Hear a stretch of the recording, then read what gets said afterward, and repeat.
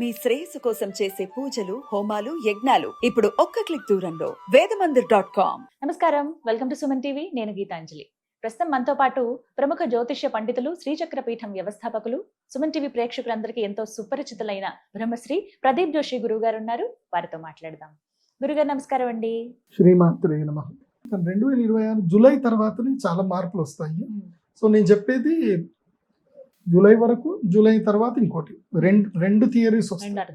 ఇప్పుడైతే జూలై వరకే చెప్తాను, మళ్ళీ జూలైలో మళ్ళీ ఒకసారి. ఎందుకోసమంటే ప్రతిసారి అక్షయ తృతీయ మనకి ఎప్పుడు బాగా గుర్తుపెట్టుకోండి, నేను ఏది చెప్పినా పర్ఫెక్ట్ ఉంటుంది. ఇది చాలా మంది థియరీ పట్టుకున్నారో లేదో తెలియదు, కానీ అక్షయ తృతీయకి గురువుది రెవల్యూషన్ ఉంటుంది. అంటే గురువు మార్పు ఎప్పుడు కూడా అక్షయ తృతీయ నుంచో మన క్యాల్కులేషన్ ఉంటుంది, గుర్తుపెట్టుకోండి. అయితే అక్షయ తృతీయ లేకపోతే శ్రావణ శుక్రవారము, లేకపోతే మనకి ధనత్రయోదశి, లేకపోతే వసంత పంచమి. ఇప్పుడు మెల్లిమెల్లిగా మారుతూ ఉంటాడు కదా 12కి. ఈసారి ఆషాఢ శుద్ధ ఏకాదశి వరకు ఒక సిచ్యువేషన్ ఉంటుంది రాశిపతి. అంటే అందరి జీవితాల్లో ఆషాఢ శుద్ధ ఏకాదశి వరకు చెప్తాను, అంటే పెద్ద ఏకాదశి వరకు.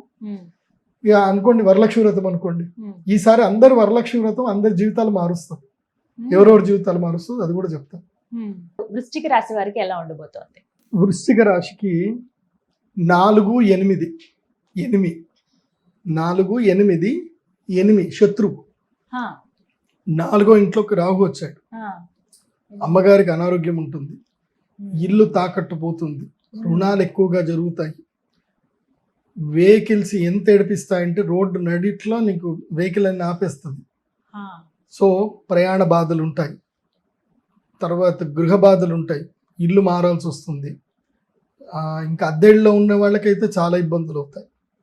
సో గృహంలో బాధలు ఉంటాయి. ఇంకోటి 8వ స్థానములో గురువు వచ్చేసరికి ఏంటంటే అప్పు బాధ బాగా పెరుగుతుంది. అప్పు మీద అప్పు, వడ్డీ మీద వడ్డీ బాగా పెరుగుతుంది. కాబట్టి వృశ్చిక రాశి వారి ఈ సంవత్సరం ఏంటంటే సుఖం తక్కువ, రుణం ఎక్కువ. కాబట్టి సుఖం తక్కువ పడండి, రుణాలు తీర్చండి, ఎంత సాధ్యమైతే అంత రుణం తీర్చండి. లేదంటే అప్పుల వాళ్ళు పెట్టే ఇబ్బందులు చాలా దారుణంగా ఉంటాయి. కానీ ఒకటి బాగా గుర్తుపెట్టుకోండి, ఈ సంవత్సరం ఎంత కష్టం వచ్చినా, ఎంత బాధ వచ్చినా ఇల్లు తాకట్టు పెట్టకండి, బంగారం తాకట్టు పెట్టకండి. పెడితే అటే రావు, ఇంకా వృశ్చిక రాశి వారికి రావు. ఓకే, ఈ సంవత్సరం ఎంత వీలైతే అంత ఎక్కువగా కష్టపడండి, ఎంత వీలైతే అంత కష్టపడండి. ఎవ్వరితో తగాదాలు పెట్టుకోకూడదు. ఎంత సైలెంట్గా ఉంటే వృశ్చిక రాశి వారికి అంత మంచిది. ఎందుకోసమంటే వీళ్ళకి ఒకటి బెనిఫిట్ ఉంది, 6వ ఇంట్లో శని గ్రహం వచ్చాడు.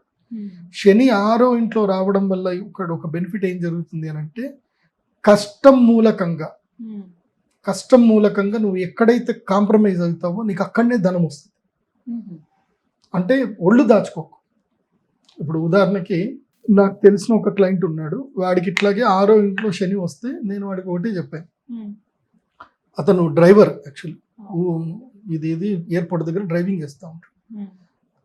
వాడు నన్ను గుర్తుపెట్టాడు ఫ్లైట్ దిగిన తర్వాత. నేను యాజ్ యూజువల్ నేను ఎవరికి కూడా చేయను.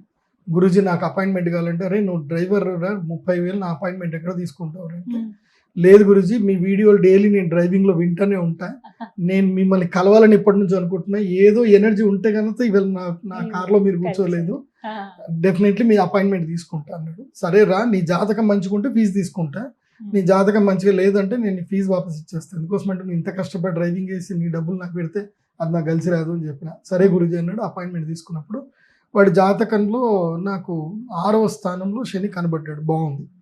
నేను వాడికి ఒకటే చెప్పాను, ఒరే నువ్వు కోలార్ డిస్టిక్లో రియల్ ఎస్టేట్ ఏవైతే ఉంటాయో వెంచర్లు అందరినీ పరిచయం చేసుకో, వెంచర్లన్నీ పరిచయం చేసుకొని నీ కార్లో బ్రోచర్లు పెట్టు, ఇంకేం చేయకు, కార్లో బ్రోచర్ పెట్టు. ఎవరు ఎయిర్పోర్ట్ వచ్చినా సరే 100 రూపాయలకు తక్కువగా మాట్లాడుకో, 100 రూపాయలకు తక్కువగా మాట్లాడు. వాడు 1100 చెప్పాడా, నువ్వు 1000 రూపాయలే చెప్పు. సో తక్కువకి మాట్లాడుకో, కాంటాక్ట్స్ పెంచుకో, అందరికీ బ్రౌచర్లు చూపి. నీ కార్లో కూర్చున్నంతసేపు ఆ ట్యాబ్లో మొత్తం నీ దగ్గర ఏమేమి ఉన్నాయి అన్ని అడ్వర్టైజ్మెంట్ ప్లే అవ్వాలని చెప్పిన. వాడు ఆ ఐడియా క్లిక్ అయిపోయింది వాడికి. ఇట్లా అందరూ డబ్బున్న వాళ్ళే కదా ఫ్లైట్ దిగేటోళ్ళు, మామూలు అయితే మిడిల్ క్లాస్ వాళ్ళు, అప్పర్ మిడిల్ క్లాసే ఉంటారు. దిగిన ప్రతి ఒక్కొక్కడు ఇంటికి కాదుగా డైరెక్ట్ ఆ ల్యాండ్ దగ్గర పోయి చూసేస్తాడు, ఇప్పుడే డీల్ చేసుకుందాం అన్నాడు. వాడు ఇప్పటికి డబ్బు సంపాదించినా 2-3 కార్లు కొన్నా కానీ వాడు కార్లు ఆ బిజినెస్ మాత్రం ఆపుతలేడు. వాడికి అదే పని. ప్రమోషన్ అదే అక్కడి నుంచే కదా. హెచ్ఎన్ఐ క్లయింట్స్ని పట్టుకోవాలి, పోవాలి. అది కాబట్టి ఈ చిన్న టెక్నిక్ ఫాలో అవ్వాలి. ఈ చిన్న టెక్నిక్ ఫాలో అయితే వృశ్చిక రాశి వాళ్ళకి బాగుంటుంది. అంటే ఒళ్ళు దాచుకోవద్దు అని చెప్తా. తక్కువకైనా సరే పని ఒప్పుకోండి అంతే. మొత్తంగా 2026లో ద్వాదశ రాశులకి ఈ విధంగా ఉండబోతోంది గారు. ధన్యవాదాలు. నమస్తే. శ్రీమతి.